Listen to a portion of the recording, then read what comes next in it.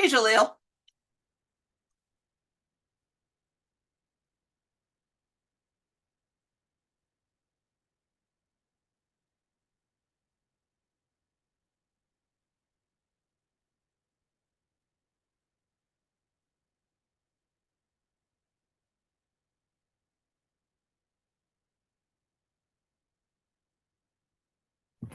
Hi, Miss Rat. Were you able to look up what you needed? I was. I'm actually about to go tell my mom that I got it because All right, when I go ahead. last time I seen it, she was actually looking it up for me. She didn't know where to go either, so she called her. I'm gonna tell her I found it and Well, tell you, her. you got it now, right? Yeah. All right, well, go ahead and talk to her while we wait for other people to show up. Okay. Okay. All right.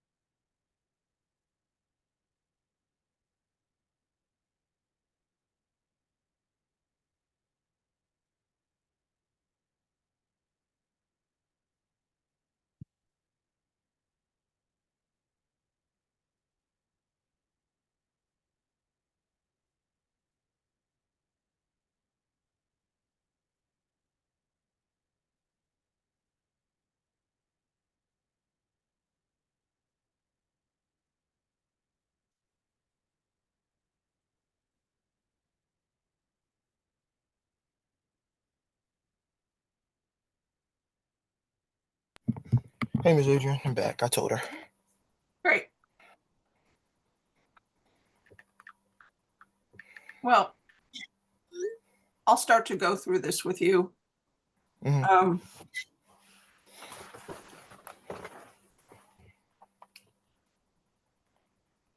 So this is for civics, Mm-hmm. and what I'm going to do is walk through you with the final comprehension that you need to have, Mm-hmm. and then I'll help you to answer any of the questions. So you can start by just asking me questions, and some of the videos and the readings that I'll put in there will also help you to answer the questions. Let me just share my Okay. screen. So what'd you do this weekend? Nothing really much.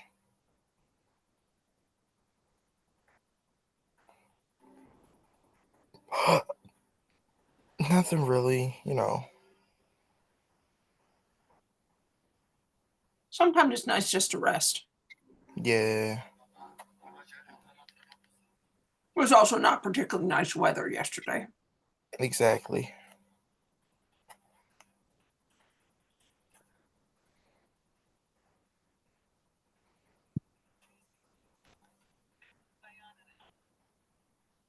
Oh, so the idea here. So actually, as I'm working with you on this, I want to take some time to talk about the difference between Republicans and Democrats and the difference between liberal and conservative, Mm-hmm. because I think these are things that you will find interesting. So the list of questions for finishing up this unit are here, and I'll share this with you when we get done with our session. So it has questions like, and you know the answers to a bunch of these. So I can Mm-hmm. walk you through this, but I also want to talk about liberal and conservative because I think that that's something that's interesting to you. Yeah. I think it will help you as you vote and you pay attention to American politics. So I'm going to tailor this a little bit more to your interests. So I guess I'll start with the first question, which we already talked about in class, which is, why do we have government? Right. What do you think? Why do we have what? Why do we have government? Government. So everything can run smoothly. Well, that's a pretty good answer.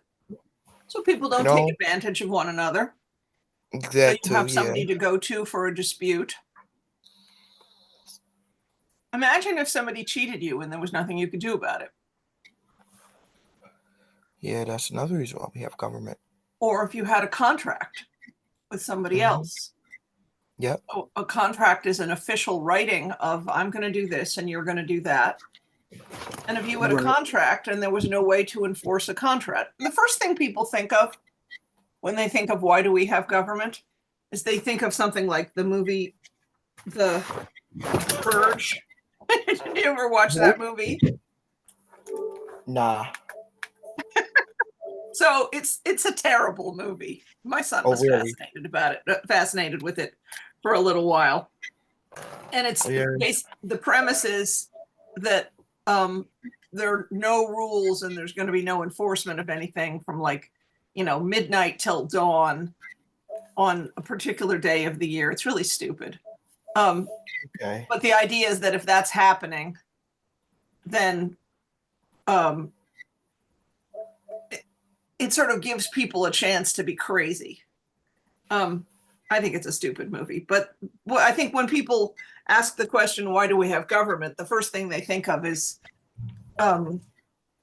people be running through the streets, raping and murdering each other. I don't honestly think, given who we are, that would happen at all. I think people naturally want to have order. And I like your answer because everything can run smoothly.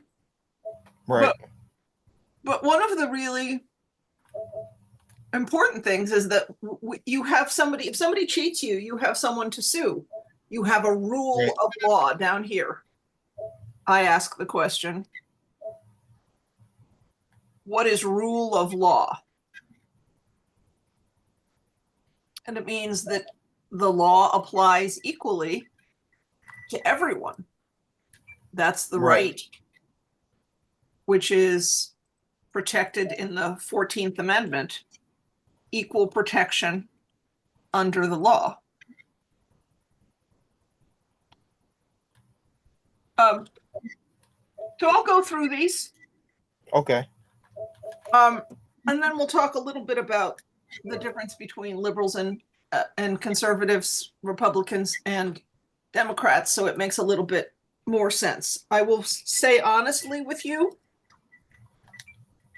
that there was a time when there were honorable Republicans. So President Dwight D. Eisenhower was a Republican. He was a former general, and he was he was an honest and well-intentioned Republican. Okay. Even Richard Nixon, who lied and cheated and did other things he shouldn't have done, resigned when he should have resigned, appointed good Supreme Court justices.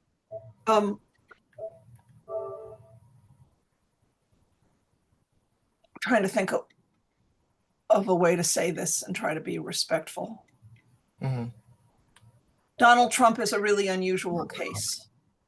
Right. I don't see him as a Republican. I see him as somebody who wants a lot of attention, somebody who doesn't care about rule of law, somebody who probably hasn't read the Constitution. And I'm sorry that you have to be alive to see this. Hey, listen, I try not to think about it, you know what I mean? Meaning the bad stuff that he will do if he gets back in office. I just try to pray and I hope for the best. Well, I don't pray. No? I mean, I think about the world and I acknowledge the beauty of the world. Right. And I respect the universe. But I've Okay. worked on political campaigns for more than 30 years of my life. Wow, really? Yeah. Yeah. That's a long time. So, I mean, one of the great things is that Philadelphia is a democratic city. But one of the ways, so this is switching over to the conversation about what is politics. Right. And what is politics is the process by which people are elected and how that persuasion process works. So ordinarily, when there isn't somebody who's very emotionally immature, who's Right. run for president. 911, what's your emergency? Hi there, is this the Sunset Regency Hotel? What the hell? No, ma'am. Nobody at your I'm house sorry. is calling 911, are they? No, the TV just started playing 911. Oh, okay. Ordinarily, Democrats are interested in providing social safety net. Right. So what is social safety net? Make sure everyone's safe. Right. So a lot of that comes back to the language of the preamble of the Constitution. When you go back to the text of the preamble of the Constitution, and you can't read it too many times because it's such a masterpiece of simplicity.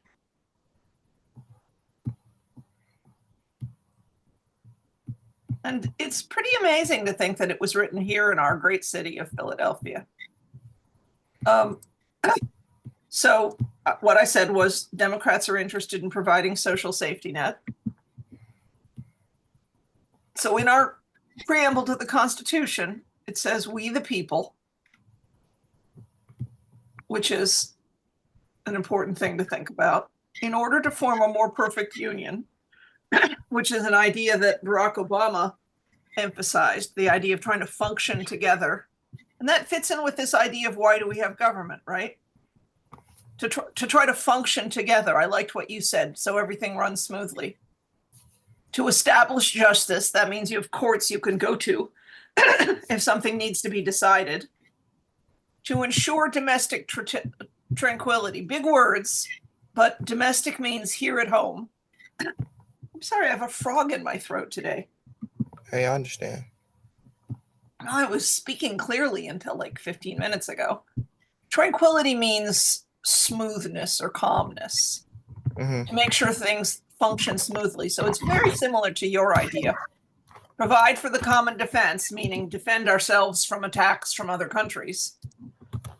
And here's the promote the general welfare. I myself, and what I've said to you before, is that I deeply believe in telling my students the truth and then encouraging them to disagree with me. So I'm never going to pretend to be impartial. What does that word mean, impartial? Impartial? I'm not really sure what that means. Okay, so it has two meanings there. Impartial means, so if you look at part means like one side or the other. Impartial means not taking a side. So we hope that judges are impartial. As a teacher, many teachers believe they should be impartial, which is that they don't tell their students their opinion. I like to do the opposite, which is to tell you my opinion and then say, I very much encourage you to disagree with me if you want to, but I'm going to be honest and tell you what I believe. Particularly since I think you have some political awareness, Jaleel. So promote the general welfare.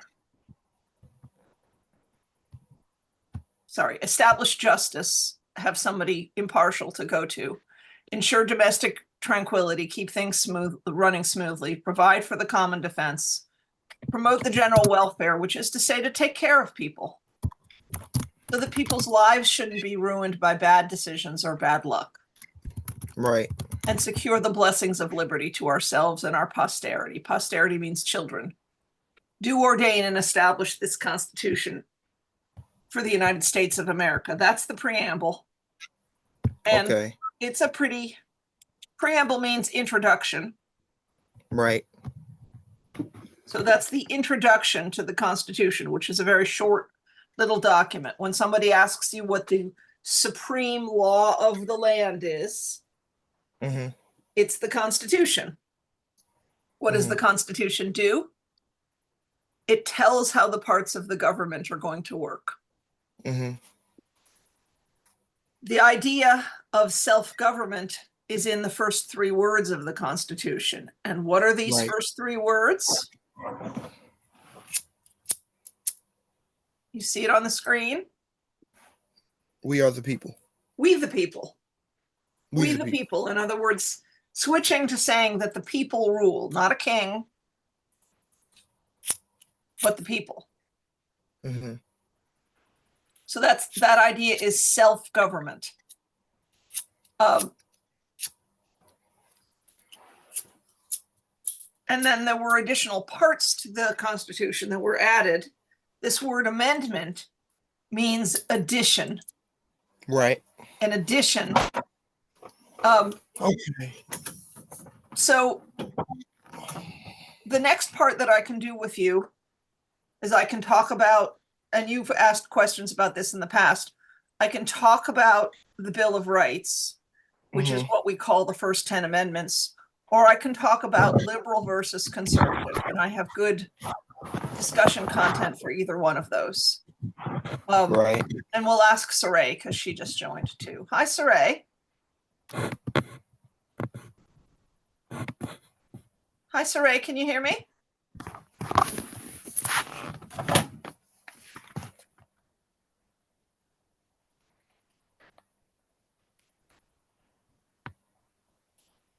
Hey, Saray, can you hear me? Yes. It looks like I don't have your contact details. In Siri settings, tap on my information and choose your name from the list. That's my phone doing that. You can hear me? Yes. Great, okay. So what I was going through with Jaleel is the last assignment that you'll be working on for several days, which is the outline of American civics.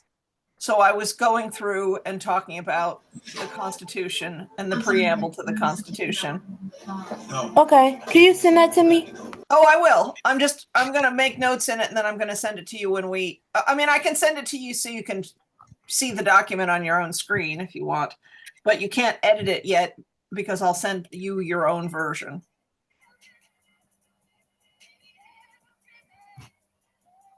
So I'll send you your own version of it when we get done with class. So I was talking about the preamble to the Constitution, which says what the Constitution is going to do. These 6 points of forming a more perfect union, making things function smoothly, establishing justice, having courts that you can go to, ensuring domestic tranquility, keeping things running smoothly, defending the United States against attackers, provide for the common defense, promote the general welfare, taking care of people, and secure the blessings of liberty to ourselves and our posterity, do ordain and establish this Constitution for the United States of America. So that says what the Constitution is going to do. When we say, what is the supreme law of the land? The Constitution is the supreme law of the land, and what it does is set out the structure of the government. I was giving Jaleel a choice next for me to talk about the Bill of Rights, which everybody should know your rights, know the ways in which you're protected, Or I can talk about the ideas of conservative versus liberal. What would you students like to learn about next? Today? Do you want me to talk about conservative versus liberal? Do you want me to talk about your rights in the Bill of Rights?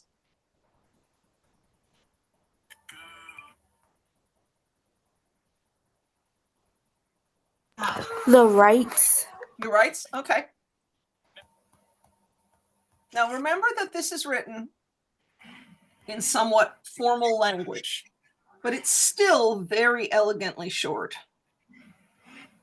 So what I'm going to do is walk you through it and explain it to you.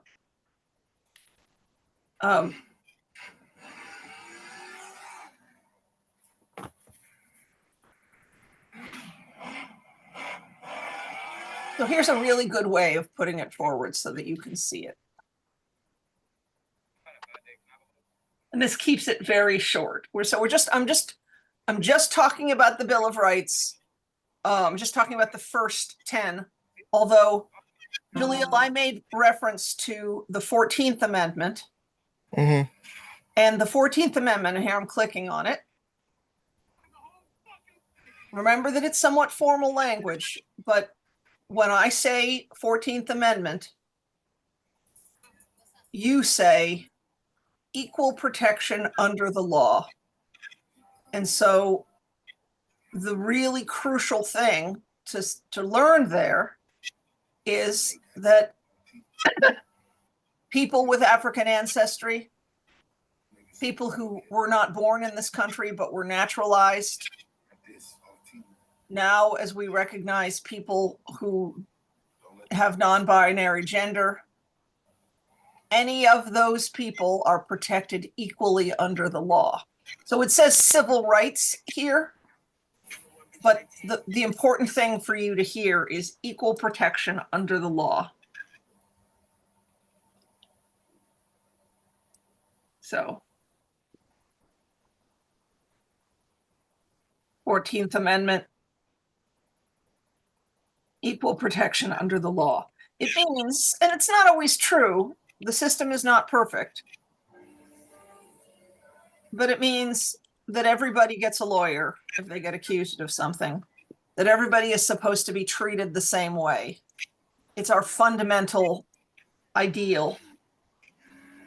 I don't know what happened there. In American society. So it says all persons born or naturalized in the United States, that means somebody who comes here and attains citizenship, and subject to the jurisdiction thereof, in other words, under the laws, are citizens of the United States and of the state wherein they reside.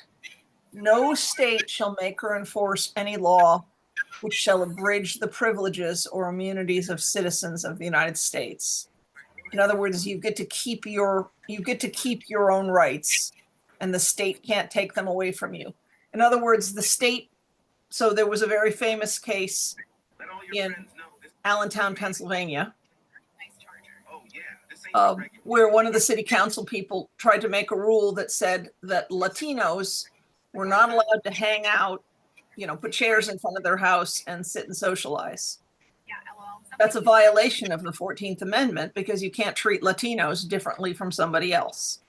On his screen, So, his car had 7 force points. We see it as, we call it civil rights, but it's equal protection under the law. It's fast. Jaleel, is there a TV show or something on in the background? No.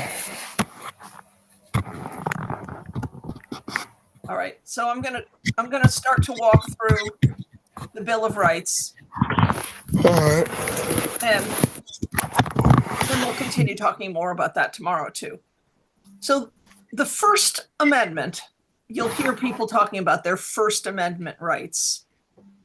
The First Amendment is the freedom of speech, the freedom of religion, and the freedom to say to the government that you disagree with what it's doing. Listen to how short this is. Congress shall make no law respecting an establishment of religion or prohibiting the free exercise thereof. In other words, not only are you free to practice whatever religion you want, but you're free to practice no religion at all. That's such an important thing for me to say. I'll say it again. You can practice any religion you want, but you also can practice no religion. Congress shall make no law respecting an establishment of religion or prohibiting the free exercise thereof, or abridging the freedom of speech, or of the press, or of the right of the people to peacefully assemble. You can come together with other people to protest, as long as you're not throwing rocks through windows or setting buildings on fire, and to petition the government for a redress of grievances. Big words, but redress of grievances means, here's my complaint. So that is perhaps, and that's why it's the First Amendment, that's the most important amendment. It provides all of those things.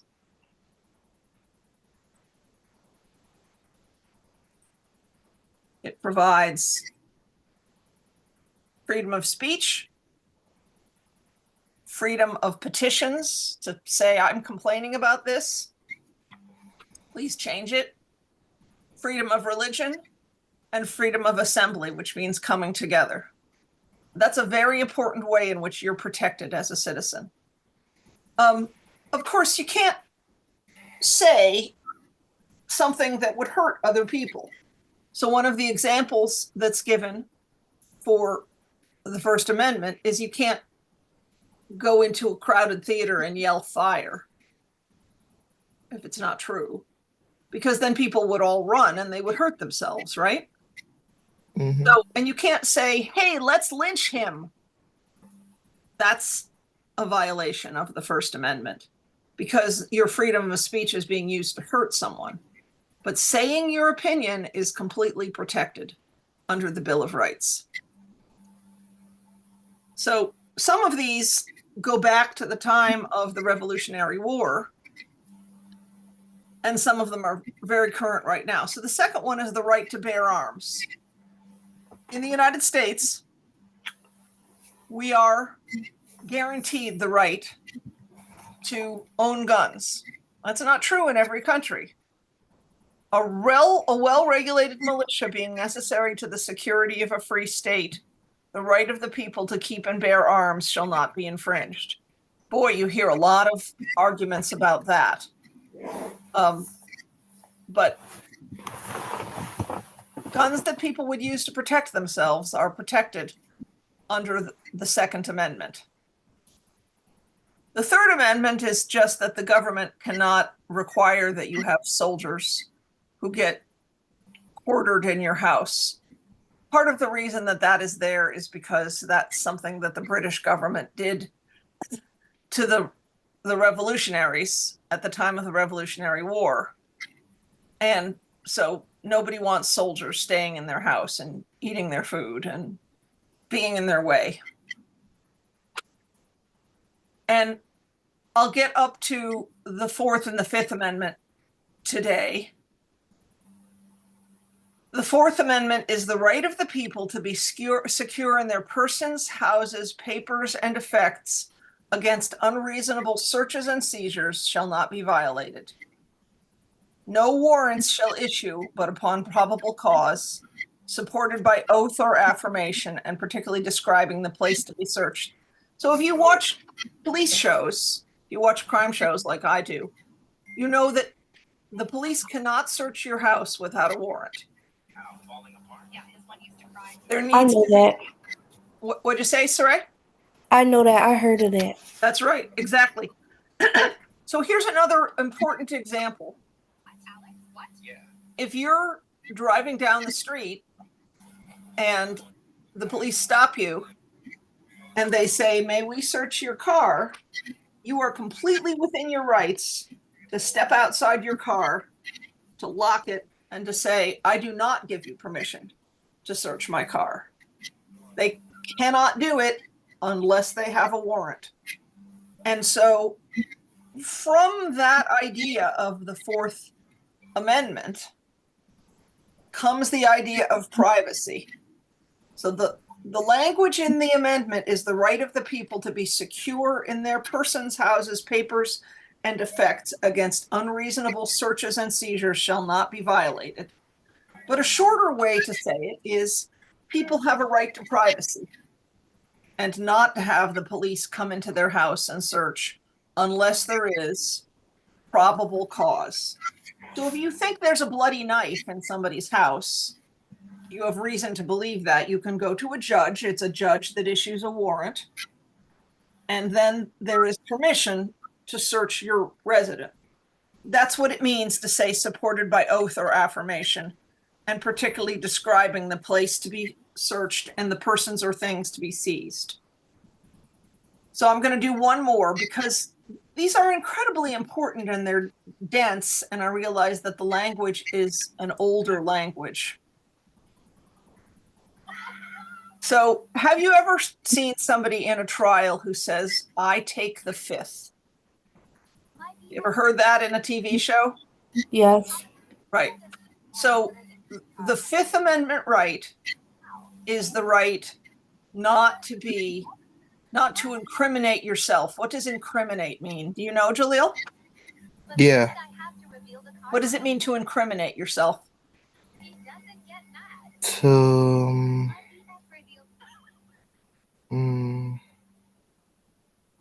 Listen to the word crim.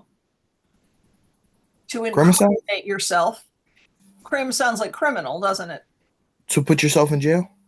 Well, yes, but very good. To give witness against yourself. So you don't have to testify against yourself in a trial. You can say, I take the fifth. What that means is the Fifth Amendment of the Bill of Rights. You don't have to accuse or testify against yourself. Now I'm going to read the amendment. No person shall be held to answer. So this is all about your rights in criminal cases. No person shall be held to answer for a capital or otherwise infamous crime unless on a presentment or indictment of a grand jury, except in cases arising in the land or naval forces or in the militia, when in actual time service in time of war or public danger. Nor shall any person be subject for the same offense to be twice put in jeopardy of life or limb, nor be compelled in any criminal case to be a witness against himself, nor deprived of life, liberty, or property without the due process of law, nor shall private property be taken for public use without just compensation. So there's a lot in there. The one that I was emphasizing is that a person shall not be compelled in a criminal case to be a witness against himself. There are a number of very important other ideas there. There has to be a grand jury that says that there's enough evidence to go forward with a trial, except for in the cases of actual time of war or public danger. And the other incredibly important turn of phrase there is no person shall be deprived of life, liberty, or property, that is to say locked up or have their possessions taken without due process of law. So that due process idea, that process of getting evidence, having people discuss it, that's forbidden by the Fifth Amendment. So that's a lot. That's very dense, but that's a start. And I'll put this into a Google document that I'll send to you. The next class at 12:15 is finishing up our neuroscience and brain structure unit. So I'll see you at 12:15. Okay. Good class. Thanks for being here. All right, Miss Red.